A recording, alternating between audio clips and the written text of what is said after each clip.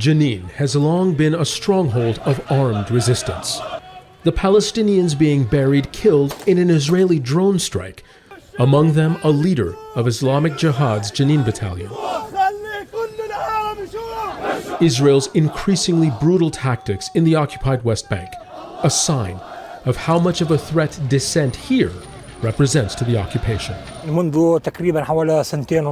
the past 2.5 years in Jenin refugee camp, just the camp, not including surrounding areas, around 100 people have been killed. There is always a house in mourning in Jenin refugee camp. Houses in mourning are never closed in Jenin. Israeli troops injured more than a dozen people in overnight raids, blocking ambulances, detaining paramedics. Palestinian fighters hit back with improvised explosives. One of the medics interrogated by Israeli soldiers said they too were caught up in the clashes. Israeli soldiers checked each of our 3 ambulances. It took a lot of time. They searched thoroughly and violently and damaged equipment. They searched each car, kept us waiting. Then there was shooting and we took cover behind their jeeps. Despite the violence that has followed the October 7th Hamas attacks, Palestinians, their positions hardening, say it serves as a reminder of their enemy's weaknesses.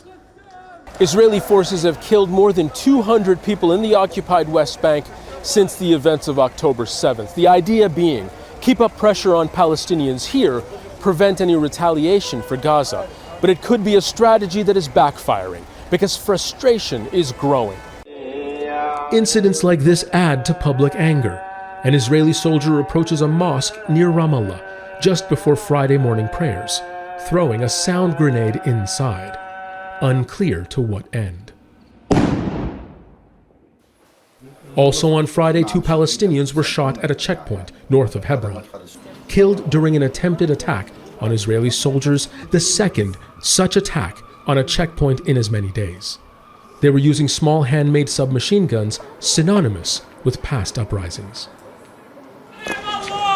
Laying the dead to rest in the occupied territories, far from a quiet affair.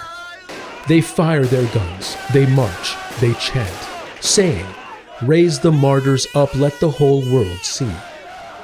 Refusing to be ignored, refusing to go quietly. Zein, Basravi, Al Jazeera, Ramallah, in the occupied West Bank. Make sure to subscribe to our channel to get the latest news from Al Jazeera.